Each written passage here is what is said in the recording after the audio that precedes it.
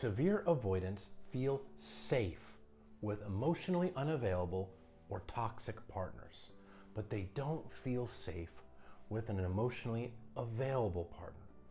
That's why they struggled to commit to you. That's why they ran from you when things are going well. But they easily commit to someone else, maybe in their past, maybe after your breakup. They jump into a relationship and go full throttle. They even put the title on it, but they refused to do it with you, saying they weren't ready. That's because the other person did not trigger their fears and you did.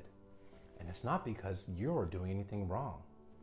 If you were emotionally present, if you were emotionally available for this person, consistent, loving, kind, affectionate, that's precisely why they're not with you. If you're dealing with a dismissive avoidant or a fearful avoidant that leans dismissive, one of their core fears is getting too vulnerable with somebody. Commitment equals abandonment in their mind. But it only equals abandonment if there's emotional intimacy involved. Go back to this person's childhood. They were emotionally neglected by their parents or caretakers. Their feelings were routinely dismissed. So what they learned is that if you rely on anybody for your emotional needs, this person's going to reject you, abandon you. That's why closeness makes them feel very uncomfortable, very unsafe. That's why they fear it, because they fear abandonment is incoming if they get vulnerable. Due to the lack of love that they received as a child, they grew up to feel defective, like they're not lovable. And if they're too vulnerable with somebody, the person they're vulnerable with will figure out that they are defective, that they're worthless, and will reject and abandon them.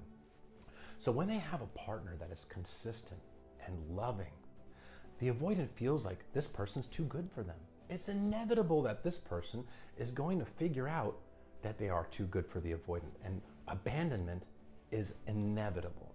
So they keep themselves safe by keeping up that wall around their heart and pushing the other person away, by creating emotional distance. That's how they prevent themselves from getting exposed as not lovable. So with commitment, with a commitment label, it's implied that you have to be vulnerable, that you have to be emotionally available for the person that you're committing to. And emotional vulnerability equals abandonment, therefore commitment equals abandonment. But the caveat is, those fears do not get triggered with a toxic partner. They don't get triggered with another severe avoidant. Toxic partners are also emotionally unavailable people. It's really not possible to be toxic and emotionally available, because one of the core components of emotional availability is the ability to empathize with your partner and to feel their emotions along with them. Toxic partners are focused on themselves and whatever they perceive that they want, need, or feel, or fear. They're not concerned about the feelings of their partner. So there's no threat of emotional intimacy with a toxic partner.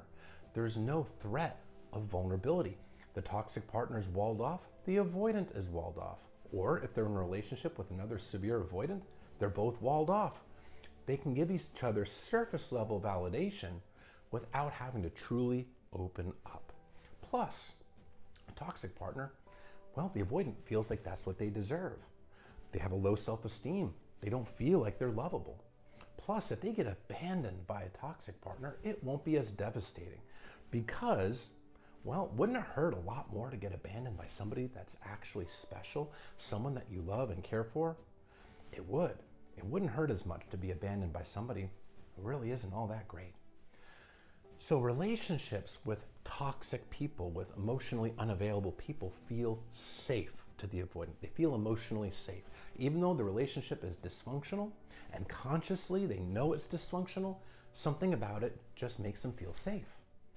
But with the loving, consistent, emotionally available partner, they don't feel safe. They feel the urge to run and protect themselves because there's too much vulnerability. There is too much intimacy, and it makes them feel unsafe. So when they push you away and abruptly end the relationship, they are preserving themselves from the inevitable abandonment that you are going to do. Even though you're not, is in their mind. It is fear, and fear is a powerful emotion, but it's not a rational emotion. So they run, they protect themselves, and they deactivate, they shut down, they suppress their feelings. They don't even allow themselves to access their feelings for you when they're running away. That's how they keep themselves safe. And due to a lack of self-reflection, they don't know why they do it, because avoidants avoid. They avoid processing emotions, they avoid dealing with problems, and they do avoid self-reflection because that would mean processing feelings, taking accountability, acknowledging all that inner pain, and that's too painful, so they suppress it. So they do this subconsciously. They push away healthy partners, even though they consciously tell themselves they want a healthy partner. And they gravitate and commit to toxic partners, even though consciously they tell themselves they don't want that. And that's because their subconscious feels safe with a toxic partner. It's not a reflection of you. It's not actually a rejection of you.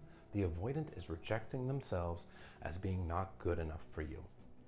Don't blame yourself, and consistently continue to be that loving, healthy person, because when you do find an emotionally available person, they will appreciate that quality in you, and you'll be able to be your genuine self without the fear of them running away, because secure people want intimacy.